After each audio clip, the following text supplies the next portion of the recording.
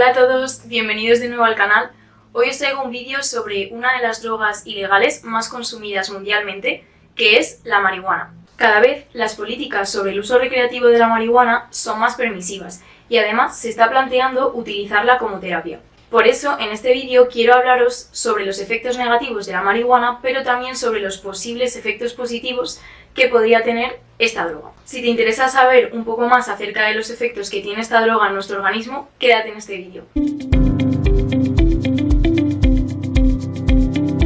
La planta de la marihuana es conocida también como la planta del cáñamo. Esta especie es una planta dioica. Esto quiere decir que existen tanto machos como hembras en esta especie. De esta planta se consumen tanto las hojas como el polen que se obtiene de la planta macho. Este polen, junto con otros compuestos como por ejemplo la resina o incluso las hojas de la planta, da lugar a lo que se conoce como el hachís. Existen tres especies dentro de la planta del cannabis, que son la cannabis sativa, la cannabis indica y cannabis ruderalis. La principal diferencia entre estas tres especies es el porcentaje de cannabinoides que contienen. Existen dos compuestos principales en la marihuana que son conocidos como los cannabinoides. Los cannabinoides son sustancias orgánicas, en concreto son terpenofenoles, es decir, son una mezcla entre un alcohol y un lípido, por eso tienen esa consistencia lipídica, y aquí encontramos dos principalmente, que son los que ejercen esos efectos en nuestro cuerpo. El THC, que es el delta 9 tetrahidroxicannabinol, y el CBD, que es el cannabidiol. Y para resumirlo rápidamente, aunque luego lo veremos con más detalle, el THC es el compuesto que tiene las propiedades alucinógenas, mientras que el CBD es el compuesto que tiene propiedades ansiolíticas y analgésicas. Es decir, nos produce relax y también es capaz de calmar el dolor. La cannabis ruderalis es la especie que menor contenido en THC tiene, por lo tanto es la menos interesante para el uso recreativo de esta droga. Sin embargo, es la más utilizada en los laboratorios para el diseño de ciertos fármacos. Por otro lado, la cannabis sativa o la cannabis indica tienen mayor contenido en THC, por esta razón tienen esas propiedades alucinógenas. Y aunque el uso medicinal de esta planta parezca algo muy novedoso, en realidad ya se utilizaba con estos fines donde se originó, es decir, en la antigua Asia Central. Esta planta empezó a cultivarse en Asia y a través de las rutas de comercio, como por ejemplo la ruta de la seda, se extendió hacia Europa y África. Más adelante, con la colonización, acabó llegando a las Américas. En Europa y en las Américas, esta planta principalmente se utilizaba para fabricar textiles, como por ejemplo las velas de los barcos o las cuerdas, porque sus fibras eran bastante resistentes y también en ocasiones se consumían sus semillas. Estas plantas tenían un bajo contenido en THC, por eso no tenían esos efectos alucinógenos y esas propiedades psicoactivas. Sin embargo, con el paso del tiempo se fueron seleccionando aquellas especies que contenían más THC y se empezó a utilizar esta planta en rituales o ceremonias religiosas, como por ejemplo las que realizaban los chamanes, y también con fines recreativos. Las primeras referencias del uso del cannabis como planta medicinal en Europa datan de 1800. Un médico irlandés llamado William Brooke, que por sus viajes en la India descubrió que esta planta podía tener propiedades medicinales, ya que ayudaba a tratar los cólicos, es decir, el dolor estomacal, y reducía las náuseas y aumentaba el apetito. Por esa razón la trasladó a Europa y empezó a distribuirse en las farmacias de Europa y también de Norteamérica para tratar los síntomas del cólera. Pero en Norteamérica, en 1930, esta planta empezó a hacerse muy popular entre los músicos de jazz y se crearon varias campañas para desacreditar su consumo. Aparecieron campañas como el Reefer Madness o la locura del porro para intentar hacer que esta moda no se extendiera. En 1937, la Asociación Médica Americana aprueba un impuesto sobre la marihuana que no criminaliza su uso, pero sí dificulta la obtención de la marihuana y también el paso de la marihuana, es decir, el traficar. Y a partir de ahí, sucesivas leyes fueron prohibiendo el uso de la marihuana hasta hoy mismo. En el siglo XXI se está empezando a relegalizar esta droga y bueno, cada vez vemos que las políticas se están relajando un poco sobre esta droga. Pero bueno, para saber si de verdad esto tiene que ocurrir así, está interesante saber qué efectos tiene esta droga sobre nuestro organismo y si podría ser beneficiosa en algún caso. Es importante tener en cuenta que la vía por la que se consume la marihuana influye notablemente en los efectos. No es lo mismo fumar marihuana que consumirla por vía oral.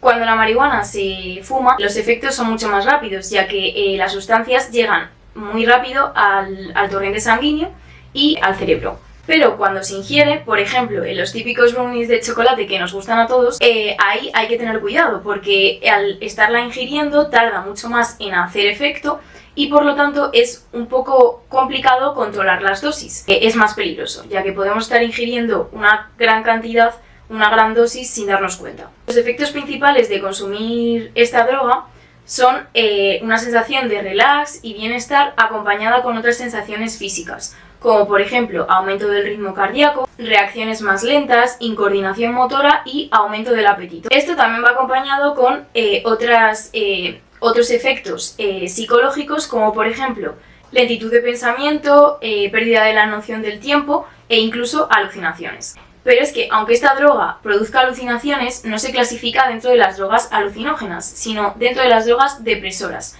¿Por qué? Porque, al igual que el alcohol, que es otra droga depresora, lo que va a hacer es reducir la activación de nuestro sistema nervioso. Ya que, si os dais cuenta, ocurre un poco más o menos lo mismo que con el alcohol. Dilatación de las pupilas, pérdida de memoria, en definitiva, una pérdida de la conciencia del momento.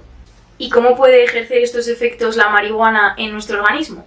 Pues como cualquier droga, la razón por la que puede ejercer efectos en nuestro cuerpo es gracias a que interactúa con receptores que se encuentran en nuestras neuronas, es decir, receptores que se encuentran en las células de nuestro sistema nervioso. Y en el caso de la marihuana va a interactuar con receptores que se encuentran tanto en las neuronas de nuestro sistema nervioso central, es decir, las neuronas que tenemos en el cerebro, como las neuronas que se encuentran en periferia, las que están inervando nuestros órganos. De ahí a que tiene efectos tanto psicológicos como fisiológicos. De hecho, en nuestro cuerpo existen receptores para estos cannabinoides de la planta, también conocidos como fitocannabinoides, el THC y el CBD.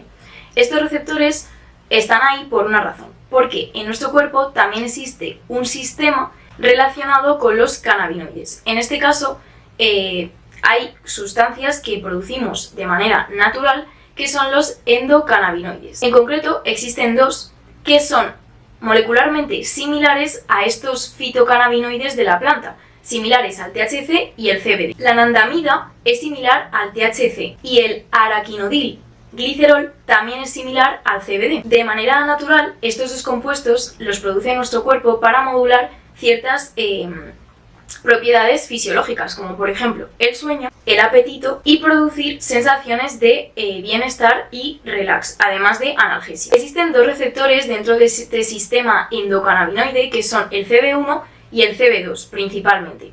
El CB1 es el más abundante en nuestro sistema nervioso central, es decir, en nuestro cerebro. Y lo que va a ocurrir es que al tomar marihuana, tanto el THC como el CBD se van a unir a estos receptores y van a ejercer un efecto más potente de lo que lo harían nuestros endocannabinoides naturales. Existen 4 zonas principales en nuestro cerebro donde hay mayor densidad de este receptor CB1, que como vamos a ver está relacionado con los efectos que tiene la marihuana en nuestro cerebro. El CB1 es especialmente abundante en 4 zonas: los ganglios basales, el hipocampo, el cerebelo y el hipotálamo. Los ganglios basales se encargan del movimiento y la coordinación, de ahí a que cuando estas sustancias se unen a estos receptores en esta zona del cerebro pasamos a ser más descoordinados y lentos. Por otro lado, también se unen a los receptores CB1 en el hipocampo. El hipocampo, como habréis visto si habéis echado un vistazo a mi vídeo de la memoria, es una estructura relacionada con la memoria y el aprendizaje,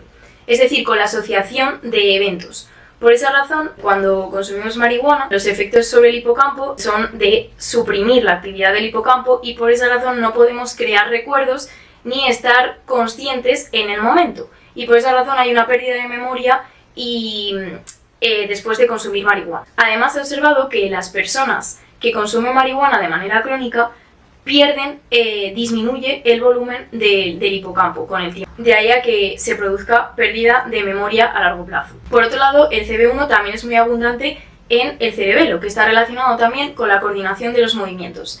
Y es especialmente abundante en el hipotálamo. El hipotálamo es la estructura que controla funciones fisiológicas, como la temperatura, el ritmo cardíaco. Por esa razón, cuando tomamos marihuana, pues tenemos esas sensaciones fisiológicas de aumento del latido cardíaco o, por ejemplo, la dilatación de las pupilas. Bueno, y hasta aquí diréis todo ok, o sea, ¿qué más da que una sustancia exógena se una a esos receptores si para algo están ahí puestos?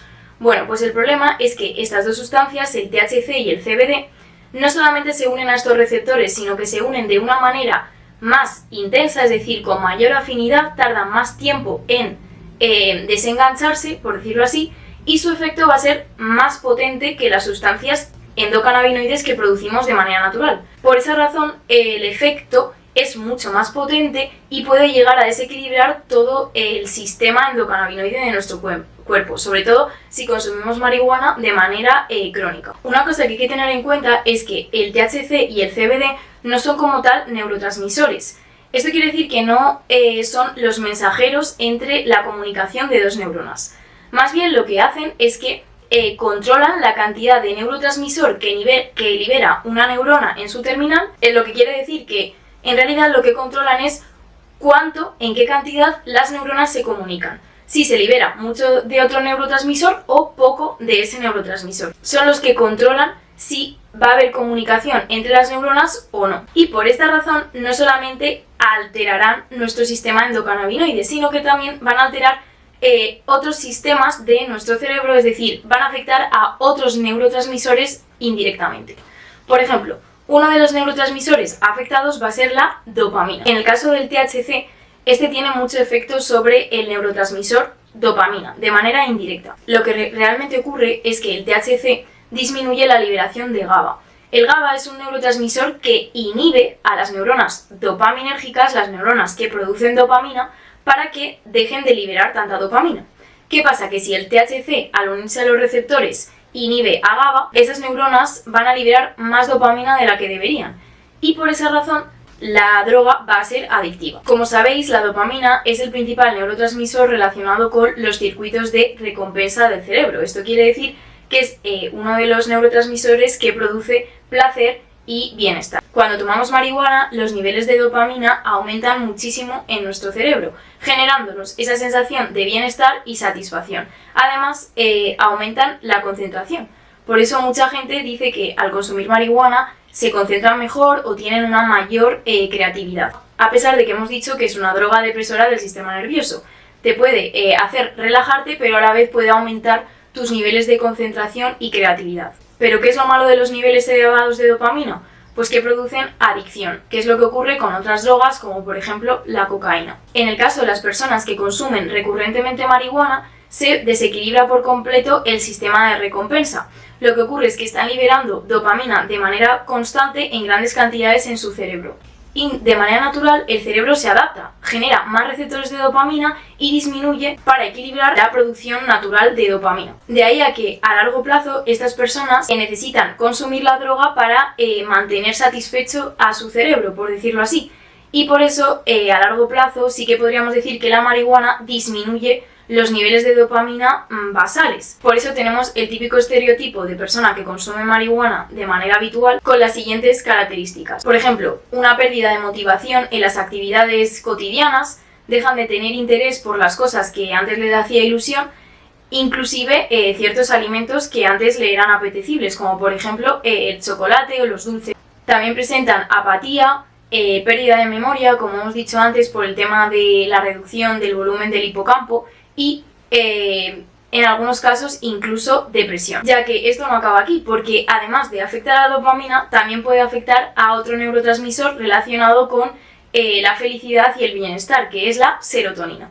Respecto al tema de la serotonina, se ha visto que el THC a corto plazo sí que puede aumentar la liberación de serotonina, uniéndose al receptor CB1 y aumentando los niveles de serotonina en la sinapsis.